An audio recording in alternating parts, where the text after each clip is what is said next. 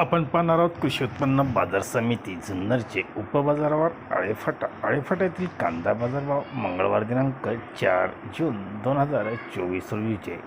आज आळेफाटा येथे अंदाजे कांदा आवक 11-12 हजार पिशव्यांच्या दरम्यान अंदाजे कांदा आवक आहे। बाजारभाव सुपर गोळे कांदे 250 ते 270 रुपयापर्यंत सुपर गोळे कांद्यांना बाजारभाव पाहायला मिळाला, तर सुपर मीडियम कांदे 220 रुपयापासून 250 रुपयापर्यंत विकले गेले।